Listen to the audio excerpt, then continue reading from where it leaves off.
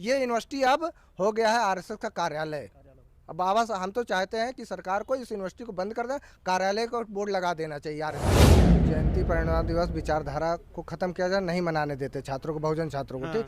लेकिन यहाँ पे 2014 से यहाँ पे आरएसएस के प्रोग्राम बिना परमिशन के गेस्ट हाउस में कराया जाता। हम बीसी साहब से पूछना चाहते हैं वो किसकी परमिशन से कराया जाता? तो हम लोगों को हमेशा एफआईआर की धमकी दिया जाता है कि आपके ऊपर मुकदमा कर दिया जाएगा। और दूसरी चीज, जातिगत देखकर जातीय के आधार पे हम लोग को नंबर दिया जाता है। और भाजपा सरकार बनी है तब से यहाँ पर जो वाइस चांसलर है दलित नहीं है। जब हमारे कम्युनिटी के लोग रहेंगे, वाइस चांसलर रहेंगे, तभी तो हमारा दुख दर्द जानेंगे।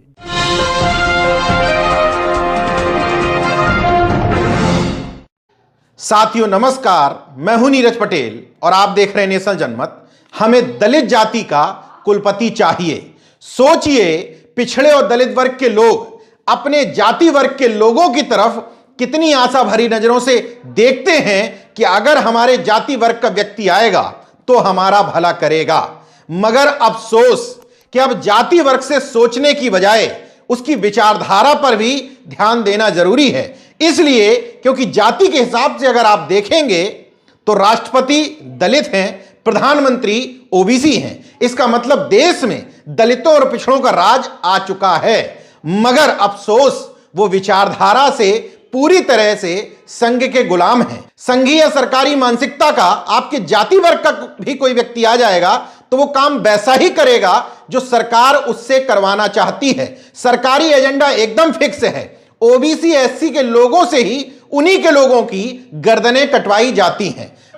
लखनऊ स्थित बाबा साहब भीमराव अंबेडकर विश्वविद्यालय में अंबेडकर यूनिवर्सिटी दलित स्टूडेंट यूनियन यानी कि AUDSU द्वारा चलाया जा रहा आंदोलन तो अपनी तरफ है, लेकिन योगी मोदी के रामराज्य में ये सारे छात्र मिलकर के कितनी जातिवादी बातें कर रहे हैं। कह रहे हैं कि बीजेपी सरकार आने के बाद हमको सवर्ण कुलपति दे दिया गया, हम चाहते हैं कि हमारे यहां कोई बहुजन या दलित कुलपति नियुक्त किया जाए। कितनी जातिवादी बातें हैं। मगर ये बातें इसलिए होती हैं क्योंकि कुलपति की नियुक्तियों में भी सरकारें पूरी तरीके से जातिवाद का खेल करती हैं और विश्वविद्यालयों को पूरी तरीके से राजनीतिक ट्रांसफर पोस्टिंग का अड्डा बना दिया है। अगर आप चाहते हैं कि छात्र इस तरीके से कुलपति की नियुक्ति जाति के आधार पर ना मांगे तो आपको ये आंकड़े ठीक करने पड़ेंगे। उत्तर प्रदेश के योगी राज्य में 30 स्टेट यूनिवर्सिटी में कुलपतियों की नियुक्ति की गई। ये नियुक्तियां राजभवन से होती हैं कहने के लिए, लेकिन ये पॉलिटिक्स से अगर प्रभावित नहीं होती तो उनमें इस तरीके से सवर्णवाद नहीं होता। तमाम वो लोग जो आनंदीबेन पटेल के राज्यपाल बनने के बाद प्रफुल्लित महसूस कर रहे थे अपने आप को कि पटेल एक भेज दी गई हैं गुजरात से, उनको ये आंकड़े गौर से देख लेना चाहिए।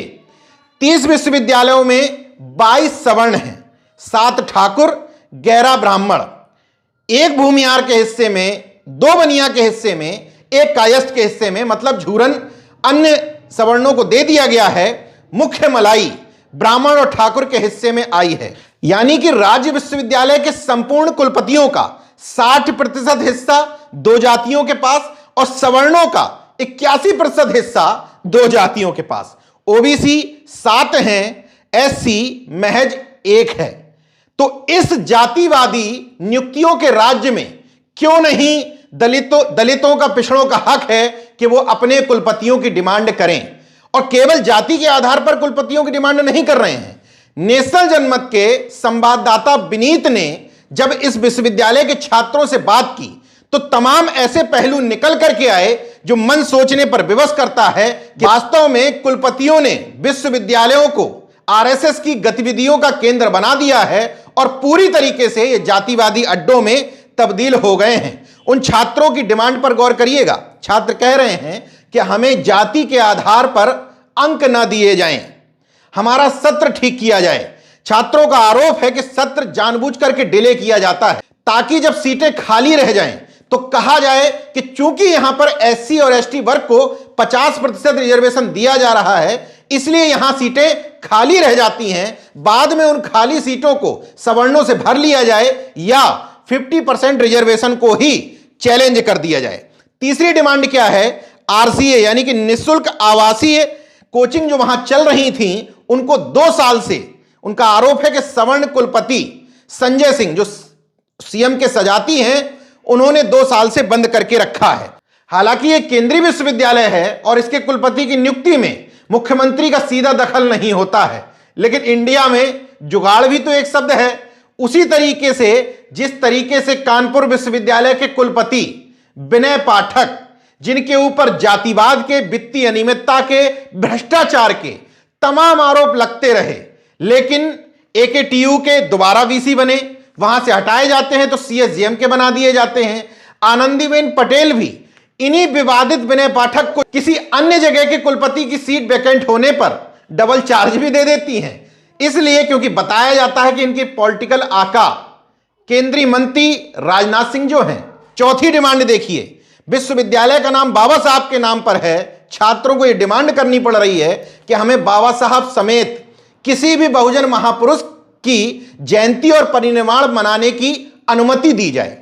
राज्य विश्वविद्यालय और केंद्रीय विश्वविद्यालय के कुलपतियों की नियुक्ति के जातिवाद और उनकी योग्यता पर हम किसी अन्य वीडियो में चर्चा करेंगे, लेकिन मैं यह आपको जरूर बता देता हूं कि बाबा साहब भीमराव अंबेडकर विश्वविद्यालय की स्थापना 1994 से शुरू हुई थी, 1996 में बनकर के तैयार हुआ।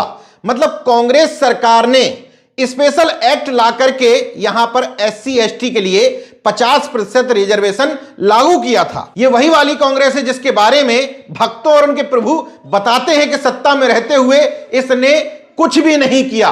वो तो भला हो भक्तों का कि वो ये नहीं कहते कि 2014 में जब हमारे प्रभु मोदी सत्ता में आए तभी भारत की खोज हुई थी। तो चलिए इन छात्रों के मन की वेदना को सुनने के बाद यह अंदाजा लगा लीजिए कि किस तरीके से विश्वविद्यालय जातिवाद और संघवाद के अड्डे बनकर के रह गए हैं। नमस्कार, स्वागत है आपका नेशनल जनमत पर। मैं हूं विनीत। मेरे पीछे सबसे पहले देखिए बाबा साहेब भीमराव अंबेडकर की एक तस्वीर लगी है, एक प्रतिमा लगी है, और ये प्रतिमा लगी है बीबीएयू में। शहीद पथ के किनारे हम बाबा साहब भीमराव अंबेडकर यूनिवर्सिटी में खड़े हैं। क्यों आए हैं? ये इन छात्रों के हाथ में जो पोस्टर हैं, ये देखकर हम यहाँ आने को मजबूर हो गए। बीबीएयू में दलित छात्रों को बाबा साहेब एवं अन्य बहुजन महापुरुषों की जयंती एवं परिनिर्वाण दिवस पर गोष्ठी, सेमिनार, कार्यक्रम करने की छूट नहीं। मतलब कि आप लोगों को बाबा साहेब के परिनिर्वाण दिवस पर भी यहाँ गोष्ठी करने की छूट नहीं मिल रही है। 2014 से बीजेपी ने कार्यकाल से सवर्ण कुलपति नियुक्त हो रहे हैं। बाबा साहब की जयंती, परिनिर्वाण दिवस, विचारधारा को खत्म किया जाए, नहीं मनाने देते छात्रों को, बहुजन छात्रों को, ठीक। लेकिन यहाँ पे 2014 से आरएसएस यहाँ का जो प्रशासनिक अधिकारी है, प्रॉक्टर जो होता है प्रोफेसर बीबी मलिक, यहाँ पे आरएसएस के प्रोग्राम बिना परमिशन के गेस्ट हाउस में कराया जाता है। हम बीसी साहब से पूछना चाहते हैं वो किसकी परमिशन से कराया जाता है। हम लोग के लिए 100 नियम बताएंगे, कंडक्ट कोर्ट हो जाएगा, आप बैठोगे, गोष्ठी करोगे, ये कौन सा नियम? आरएसएस के लिए कोई नियम कोर्ट आप कंडक्ट नहीं होता, वो भी प्रॉक्टर कराता है मीटिंग आरएसएस के डेली। ये यूनिवर्सिटी अब हो गया है आरएसएस का कार्यालय। अब बाबा साहब, हम तो चाहते हैं कि सरकार को इस यूनिवर्सिटी को बंद कर दे, कार्यालय को बोर्ड लगा देना चाहिए आरएसएस का बोर्ड। इससे साफ जाहिर है कि बीजेपी गवर्नमेंट ने बाबा साहब को की विचारधारा को ख़त्म करने के लिए यहाँ सवर्ण कुलपति नियुक्त किया गया। यहाँ पे जो कुलपति हैं उनका मुख्य उद्देश्य है, पहले नंबर 50% रिजर्वेशन हटाना, दूसरा है बाबा साहब की विचारधारा को यहाँ ख़त्म करना है। जैसे हम बहुजन करीब संख्या करीब 65% है, अगर पिछड़ों को मिला के देखा जाए 70% है, लेकिन हम बाबा साहब की जयंती मनाए या उन पे गोष्ठी करें या सेमिनार करें, छोटा सा छोटा, लेकिन हम लोग को परमिशन नहीं है। यहाँ का जो प्रॉक्टर है वो धमकी देता कि परमिशन कि आप लोग करेंगे, सेमिनार करेंगे, गोष्ठी करेंगे तो आप पे एफआईआर कर दी जाएगा। 2013 से पहले 3 वाइस चांसलर रह चुके हैं साउथ के दलित कुलपति, ऐसी कोई दिक्कत नहीं आती थी। वो खुद सेमिनार, स्थापना दिवस हो, करीब 15 दिन चलता था प्रोग्राम, सेमिनार बाबा साहब का। ये जो यूनिवर्सिटी का उद्देश्य है स्थापित होने का कि बाबा साहब का की विचारों को आगे बढ़ाया जाए। बाबा साहब इतना ब्रॉड कॉन्सेप्ट में इन्होंने क्षेत्र में कार्य किया, उस पर रिसर्च हो। इसकी यूनिवर्सिटी की स्थापना का उद्देश्य था रिसर्च किया जाए बाबा साहब विचारों, मगर ये सब खत्म कर दिया है बीजेपी गवर्नमेंट ने। तो हम लोगों ने ठान लिया है कि बीजेपी गवर्नमेंट को इस बार हम वोट नहीं देंगे। घपला करते हैं, हमको प्रोसेस दर प्रोसेस बताए। हम छात्र संगठन SFI से बिलोंग करते हैं। इनका क्या होता है कि एडमिशन की पहली लिस्ट आएगी, इसके बाद दूसरी काउंसलिंग नहीं करवाएंगे, तीसरी काउंसलिंग नहीं करवाएंगे, उसके बाद ये सीटें अंदर से भर लेते हैं बच्चों को, बिना काउंसलिंग के अपने मन पसंदीदा बच्चों को ये लोग भर लेते हैं और काउंसलिंग में बच्चों को बुलाते नहीं है। उसके बाद कहेंगे पहले ही काउंसलिंग में सीटें फुल, लेकिन जब एडमिशन की पूरी लिस्ट आएगी तो सबसे नीचे नंबर पाने वाला लड़का भी एडमिशन पा जाता है और बाकी छात्रों को बुलाया ही नहीं जाता एडमिशन में। अच्छा, नहीं, दलित बच्चों के लिए तो वैसे भी यूनिवर्सिटी 50% सीटें आरक्षित है यूनिवर्सिटी की, SC ST के लिए। उसके बाद भी आपका एडमिशन रुक रहा है।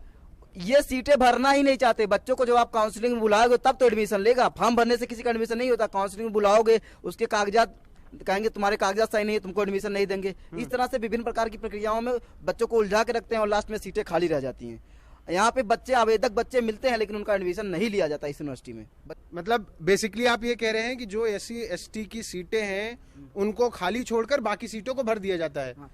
जनरल्स की सीटों को सारे फुल कर लिया जाएगा। SC के आवेदक बच्चों होने के उपरांत भी ये सीटें नहीं फुल करते हैं। यहाँ पर 0 फीस पर एडमिशन की जब बात आती है, नोटिफिकेशन में बाय द रूल नोटिफिकेशन में ये मेंशन करना जरूरी होता है कि यहाँ पर अगर आपके पास फीस नहीं है तो आप 0 फीस पर एडमिशन ले सकते हैं। जैसे लॉ डिपार्टमेंट में जो BBA LLB का कोर्स चलता है उसकी फीस लगभग 1.25 लाख रुपए है। ठीक है। अब बच्चों के पास इतना पैसा तो होता नहीं है, तो अगर वहां पर मेंशन होता कि आपके पास पैसा नहीं है तो आप 0 फीस पर एडमिशन ले सकते हैं। शेड्यूल SC ST और जो बाकी जो आर्थिक रूप से पिछड़े तबके हैं उनके लिए 0 फीस पर एडमिशन, बिल्कुल 0 फीस पर एडमिशन ले सकते हैं। लेकिन अगर वो मेंशन ही नहीं है तो बच्चे तो यही सोचेंगे कि हमारे पास इतना पैसा नहीं, हम काउंसलिंग में क्यों जाए। अगर वो नोटिफिकेशन में मेंशन हो तो कम से कम बच्चे वहां पर जाएंगे और एडमिशन ले लेंगे, क्योंकि उन्हें इस बात से वो अवगत रहेंगे कि हमारा फीस तो 0 एडमिशन में हो जाएगा। लेकिन अगर वो डाला ही नहीं जा रहा है तो इसी वजह से बच्चे आते नहीं है और उनका एडमिशन नहीं हो पाता है। तो ये भी एक एक्सक्लूजन की और समय पे एडमिशन नहीं कराते। समय पे एडमिशन करा दे तो SC ST छात्र अपनी सीट फुलफिल कर ले, पूरी आ जाए सोचे तो। मगर ये टाइम पे कर 4 महीने 6 महीने लेट। अब बताइए नवंबर, पूरे भारत में सभी जगह एडमिशन हो गया, सारी सेंट्रल यूनिवर्सिटी स्टेट यूनिवर्सिटी, और ये 6 महीने लेट शुरू कर रहे हैं। अब बताइए दलित कहाँ से आएगा। इसका मेन मोटो है कि सीटें वैकेंट रहे, आगे आसानी हो 50% रिजर्वेशन हटाने के लिए। ठीक है, मतलब बेसिकली आप जो SC ST का आरक्षण है उसको रोकने के लिए ये सारे मतलब अपना रहे हैं। ठीक है। अच्छा, एक चीज और मैं देख रहा हूँ, ये RCA BBAU चालू करो, RCP चालू करो, ये क्या है और कब से बंद है? अच्छा, ये कोचिंग इंस्टीट्यूट थी ना।